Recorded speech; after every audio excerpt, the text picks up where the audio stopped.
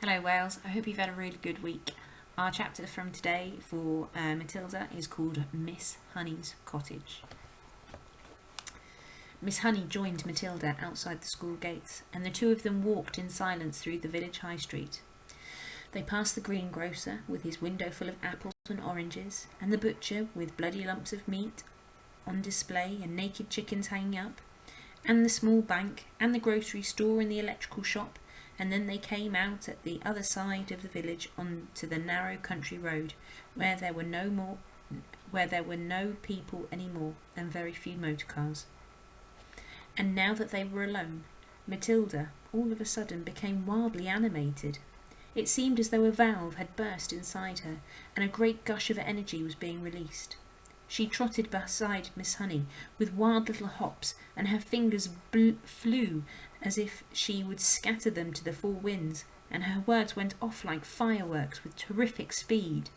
It was Miss Honey this, and Miss Honey that, and Miss Honey, I do honestly feel I could move almost anything in the world, not just tipping over glasses and little things like that. I feel I could topple tables and chairs, Miss Honey. Even when people are sitting in the chairs, I think I could push them over, and bigger things too, much bigger things than chairs and tables. I only have to take a moment to get my eyes strong, and then I can push it out. This strongness at anything at all, so long as I'm staring at it hard enough. I have to stare at it very hard, Miss Honey, very, very hard, and then I can feel it all happen behind my eyes, and my eyes get hot, just as though they were burning, and I don't mind it in the least, Miss Honey. There she is, skipping along beside her. Oh, her head's gone. There you go. Calm yourself down, child. Calm yourself down, Miss Honey said. Let us not get ourselves too worked up so early in the proceedings. But do you think it is interesting? Don't you, Miss Honey? Oh, it is interesting, all right, Miss Honey said. It is more than interesting, but we must tread very carefully from now on, Matilda. Why must we tread carefully, Miss Honey? Because we are playing with mysterious forces, my child, that we know nothing about. I do not think they are evil. They may be good. They may even be divine. But whether they are or not, let us handle them carefully. These were wise words from a wise old bird, but Matilda was too steamed up to see it that way. I don't see why we have to be so careful, she said, still hopping about. I am trying to explain to you, Miss Honey said patiently, that we are dealing with the unknown. It is an unexplainable thing. The right word for it is a phenomenon, which I struggle to say. It is a phenomenon. Am I a phenomenon? Matilda asked. It is quite possible that you are, Miss Honey said, but I'd rather you didn't think about yourself as anything in particular at the moment. What I thought we might do is to explore this phenomenon a little further. Just the two of us together, by making sure we take things very carefully all the time. You want me to do some more of it then, Miss Honey? That is what I'm tempted to suggest, Miss Honey said curiously. Goody good, Matilda said. I myself, Miss Honey said, am probably far more bowled over by what you did than you are, and I'm trying to find some reasonable explanation. Such as what? Matilda asked. Such as whether or not it's got something to do with the fact that you are quite exceptionally precocious. What exactly does that word mean? Matilda said. A precocious child, Miss Honey said, is one that shows amazing intelligence early on. You are unbelievably precocious. You are an unbelievably precocious child. Am I really? Matilda asked. Of course you are. You must be aware of that. Look at your reading. Look at your maths. I suppose you're right, Matilda said. Miss Honey marvelled at the child's lack of conceit and self-consciousness. I can't help wondering, she said. "Whether this sudden ability that has come to you of being able to move an object without touching it, whether it might have something to do with your brain power." "You mean there might not be room in my head for all those brains, so something has to push out?" "That's not quite what I mean," Miss Honey said, smiling. "But whatever happens, and I say it again, we must tread carefully from now on. I have not forgotten that strange and distant glimmer on your face after you tipped over the last glass." "Do you think doing it could actually hurt me? Is that what you're thinking, Miss Honey?" "It made you feel pretty peculiar, didn't it?" "It made me feel lovely," Matilda said. "For a moment or two I was flying past the stars on silver wings. I told you that. And I shall tell you something else, Miss Honey. It was easier the second time. Much, much easier. I think it's like anything else. The more you practice, the easier it gets." Miss Honey was walking slowly, so that the small child could keep up with her without trotting too fast. And it was very peaceful out there on the narrow road now that the village was behind them. It was one of those golden autumn afternoons, and there were blackberries and splashes of old man's beard in the hedges, and the hawthorn berries were ripening scarlet for the birds when the cold winter came along. There were tall trees here and there on either side, oak and sycamore and ash, and occasionally a sweet chestnut. Miss Honey, wishing to change the subject for a moment, gave the names of all of these to Matilda, and taught her how to recognise them by the shape of the leaves and the pattern of the bark on the trunks. Matilda took all of this in, and stored the knowledge away carefully in her mind. They came, finally, to a gap in the hedge on the left-hand side of the road, where there was a 5-barred gate. "This way," Miss Honey said. She opened the gate and led Matilda through, and closed it again. They were now walking along a narrow lane that was no more than a rutted cart track. There was a high hedge of hazel on either side, and you could see clusters of ripe brown nuts in their green jackets. "The squirrels will be collecting them all very soon," Miss Honey said, "and storing them away carefully for the bleak months ahead." "You mean you live down here?" Matilda asked. "I do," Miss Honey replied, but she said no more. Matilda had never once stopped to think about where Miss Honey might be living. She had always regarded her purely as a teacher, a person who turned up out of nowhere and taught at school and then went away again. Do any of us children, she wondered, ever stop to ask ourselves where our teachers go when school is over for the day?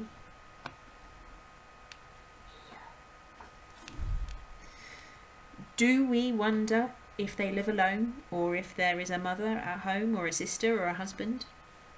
"Do you live all by yourself, Miss Honey?" she asked. "Yes," Miss Honey said. "Very much so." They were walking over the deep sun-baked mud tracks of the lane, and you had to watch where you put your feet if you didn't want to twist your ankle. There were a few small birds around in the hazel branches, but that was all. "It's just a farm labourer's cottage," Miss Honey said. "You mustn't expect too much of it. We're nearly there." They came to a small green gate, half buried in the hedge on the right, and almost hidden by the overhanging hazel branches. Miss Honey paused with one hand on the gate and said, "There it is. That's where I live." There we are. You can just about see it there. Coming up to the gate. Matilda saw a narrow dirt path leading to a tiny red brick cottage. The cottage was so small it looked more like a doll's house than a human dwelling. The bricks it was built of were old and crumbly and very pale red. It had a grey slate roof and one small chimney, and there were 2 little windows at the front. Each window was no larger than a sheet of tabloid newspaper, and there was clearly no upstairs to the place. On either side of the path there was a wilderness of nettles and blackberry thorns and long brown grass. An enormous oak tree stood overshadowing the cottage. Its massive spreading branches seemed to be enfolding and embracing the tiny building, and perhaps hiding it as well from the rest of the world.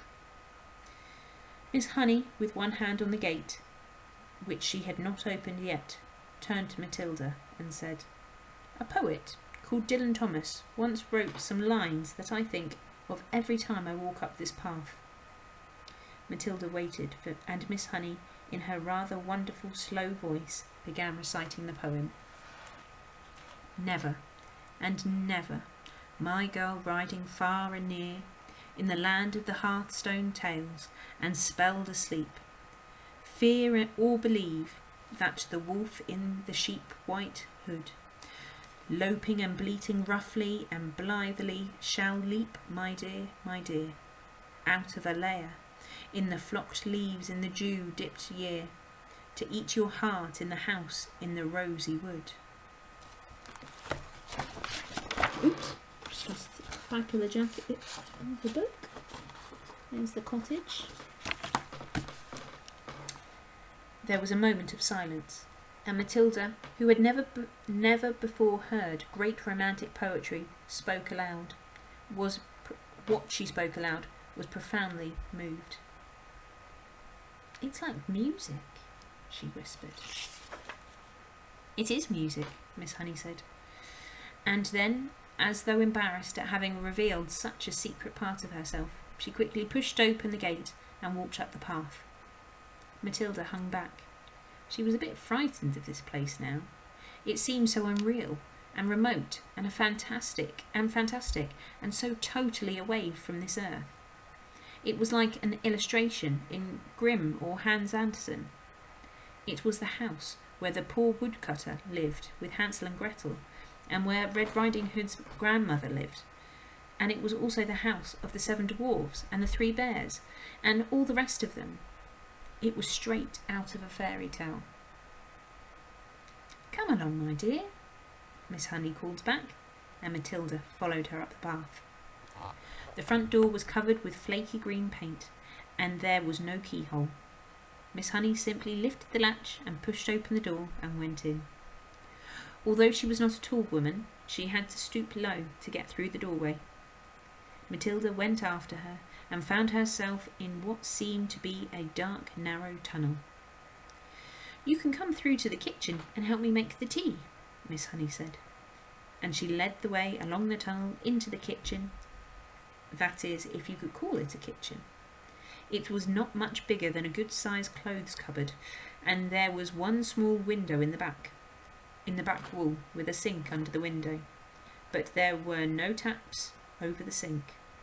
Against another wall there was a shelf, presumably for preparing food, and there was a single cupboard above the shelf. On the shelf itself there stood a primus stove, a saucepan, and half-full bottle of milk. A primus is a little camping stove that you fill with paraffin, and you light it at the top, and then you pump it to get pressure for the flame. And you can just see it there in the picture. "You can get me some water while I light the primus," Miss Honey said. "The well is just out the back. Take the bucket. Here it is. You'll find a rope in the well. Just hook the bucket onto the end of the rope and lower it down. Don't fall in yourself." Matilda, more bemused than ever now, took the bucket and carried it out into the back garden. The well had a little wooden roof over it and a simple winding device, and there was the rope dangling down into the dark bottomless hole. Matilda pulled up the rope and hooked the handle of the bucket onto the end of it. Then she lowered it until she heard a splash, and the rope went slack. She pulled it up again, and lo and behold, there was water in the bucket. There she is at the well.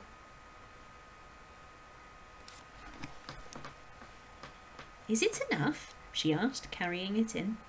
"Just about," Miss Honey said. "I don't suppose you've ever done that before." "Never," Matilda said. "It's fun. How do you get enough water for your bath?" I don't take a bath, Miss Honey said. I wash standing up and get a bucket full of water and heat it up on this little stove, and I strip and wash myself all over. Do you honestly do that? Matilda asked. Of course I do, Miss Honey said. Every poor person in England used to wash that way until not so very long ago. And they didn't have a primus. They had to heat the water over the fire in the hearth. Are you poor, Miss Honey? Yes, Miss Honey said. Very.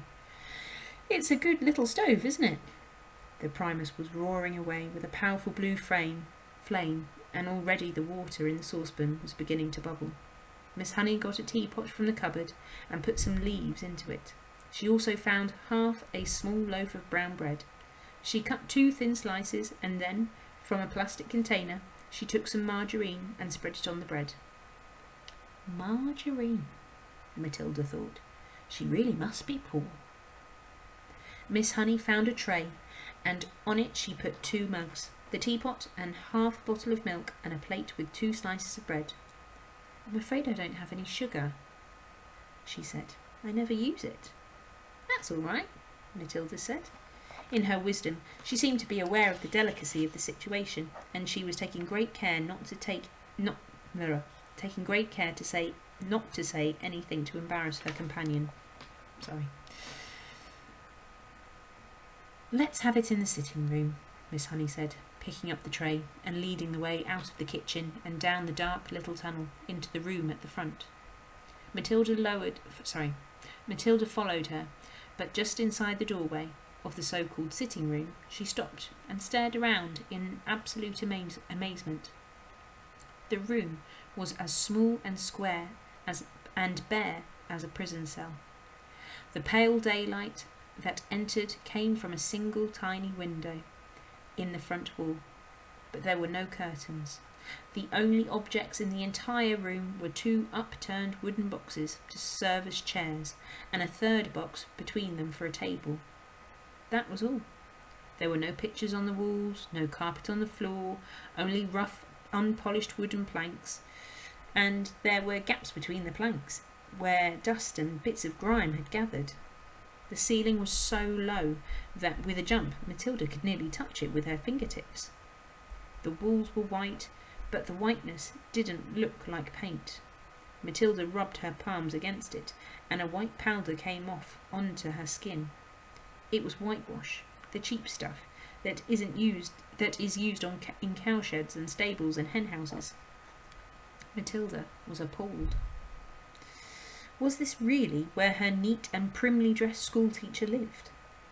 Was this all she had to come back to after a day's work? It was unbelievable. And what was the reason for it? There was something very strange going on around here, surely. Miss Honey put the tray on one of the upturned boxes. Sit down, my dear, sit down, she said. And we'll have a nice hot pot of tea. Help yourself to bread. Both slices are for you. I never eat anything when I get home. I have a good old tuck-in at the school lunch, and that keeps me going until the next morning. Matilda perched herself carefully on the upturned box, and more out of politeness than anything else, she took a slice of bread and the margarine and started to eat it. At home, she would have been having buttered toast and strawberry jam and probably a piece of sponge cake to round it off. And yet, this was somehow far more fun. There was a mystery here in this house, a great mystery. There was no doubt about that, and Matilda was longing to find out what it was. There they are.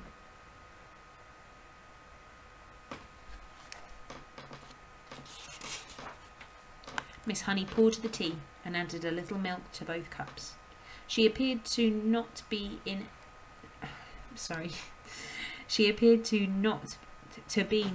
the least ill at ease, sitting on the upturned box in the bare room and drinking tea out of a mug that she balanced on her knee.